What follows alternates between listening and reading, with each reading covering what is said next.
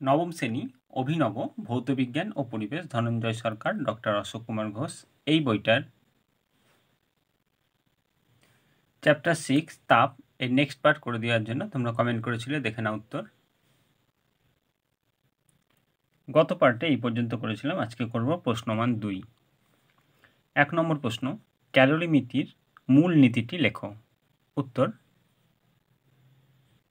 Page নম্বর 144, এইখান থেকে এই পর্যন্ত। নেক্সট প্রশ্ন,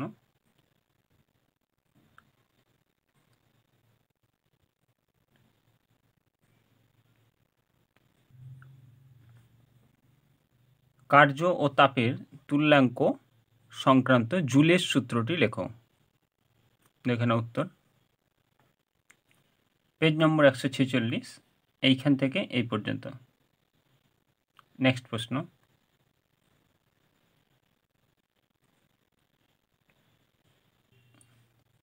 তিন নম্বর, লিন তাপ কাকে বলে। পেজ নম্বর 147, এইখান থেকে এই পর্যন্ত। নেক্সট প্রশ্ন,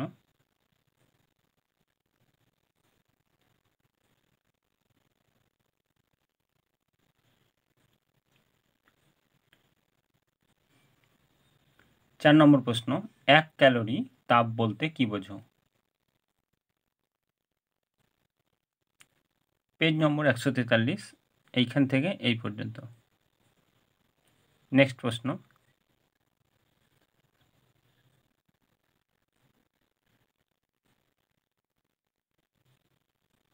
পাঁচ নম্বর, বাষ্পীভবনের লিন তাপ বলতে কি বোঝো। পেজ নম্বর 148, এইখান থেকে এই পর্যন্ত।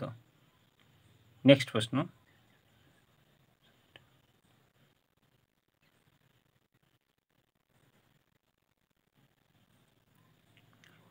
পরম আর্দ্রতা ও আপেক্ষিক আর্দ্রতার মধ্যে দুটি পার্থক্য লেখো।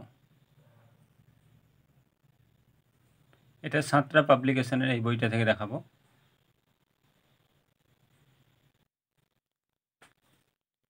এইখান থেকে এই পর্যন্ত।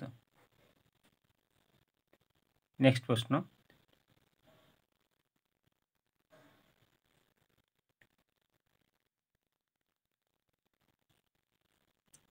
7 নম্বর, শিশির ও কুয়াশার পার্থক্য কি। উত্তর এটাও এই বইটা থেকে দেখাবো। এইখান থেকে এই পর্যন্ত লিখবে আর এইখান থেকে এই পর্যন্ত। নেক্সট প্রশ্ন,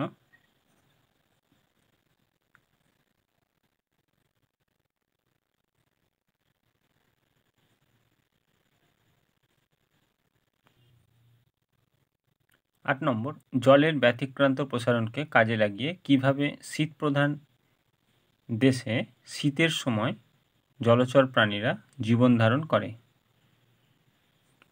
পেজ নম্বর 152, এইখান থেকে এই পর্যন্ত লেখার পরে লাস্টের একটা লাইন লিখে দেবে।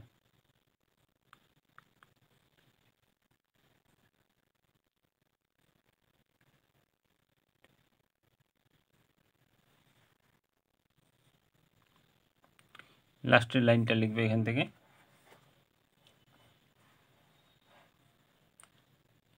নিচের থেকে থাকে পর্যন্ত, নিচের দিকে উষ্ণতা ক্রমশ বেড়ে তলদেশে হয় 4 ডিগ্রি সেলসিয়াস, ফলে খুব ঠান্ডা আবহাওয়াতেও মাছ ও অন্যান্য জলচর প্রাণীরা বেঁচে থাকে। নেক্সট প্রশ্ন,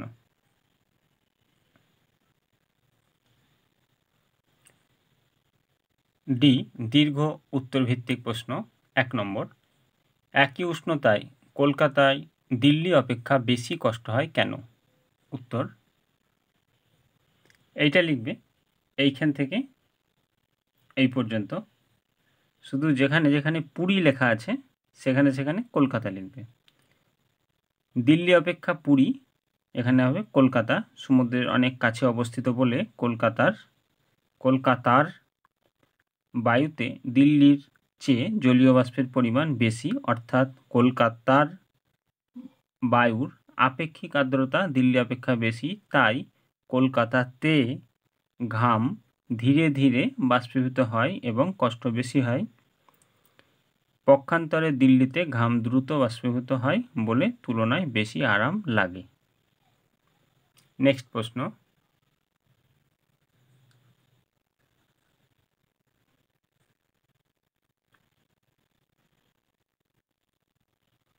দুই নম্বর, আপেক্ষিক আর্দ্রতা বলতে কি বোঝো?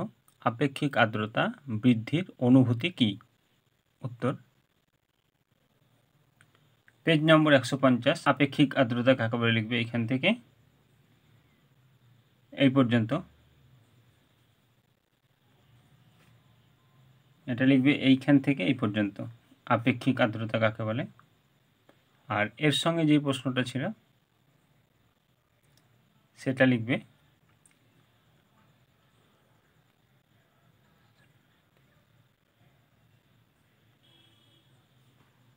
পেজ নম্বর 151। নেক্সট প্রশ্নের উত্তর এখান থেকে এই পর্যন্ত লিখবে এবং লিখবে আমরা বুঝব যে যখন বেশি গরম অনুভূত হবে।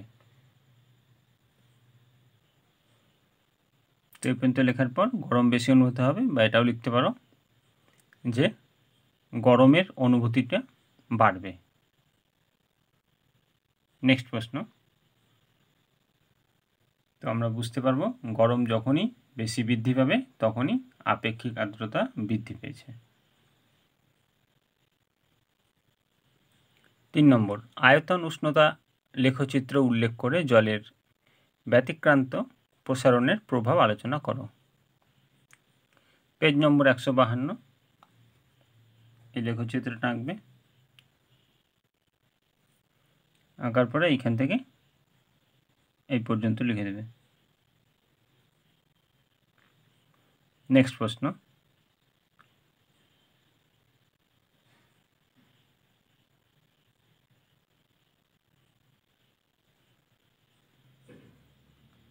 চার নম্বর, জলজ প্রাণীদের উপর জলের ব্যতিক্রান্ত প্রসারণের প্রভাব আলোচনা করো।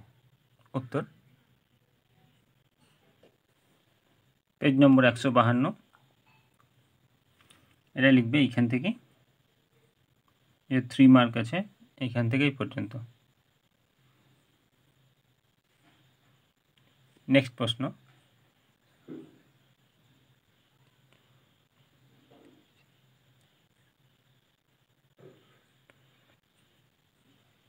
পাঁচ নম্বর, শিশিরের উৎপত্তি ব্যাখ্যা করো। উত্তর, পেজ নম্বর 151, এইখান থেকে এই পর্যন্ত লিখবে।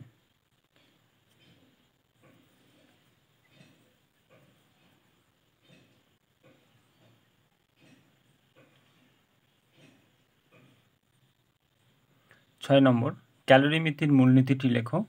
এই মূলনীতি প্রযোজ্য হওয়ার জন্য প্রয়োজনীয় শর্তগুলি উল্লেখ করো। পেজ নম্বর 144, এইখান থেকে এই পর্যন্ত। নেক্সট প্রশ্ন,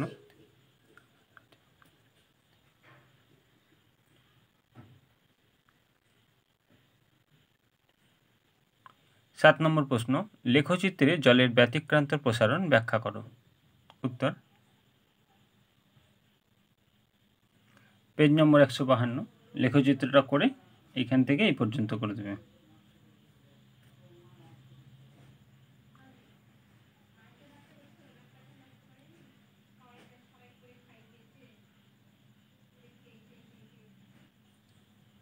গাণিতিক প্রশ্নাবলী উত্তরগুলো আবার নেক্সট ভিডিওর প্রয়োজন হলে অবশ্যই কমেন্টে জানাবে। ভালো লাগে চ্যানেলটিকে সাবস্ক্রাইব করে রাখবে, লাইক শেয়ার কমেন্ট করতে ভুলবে না। কোনো রকম অসুবিধা হলে কমেন্টে জানাবে।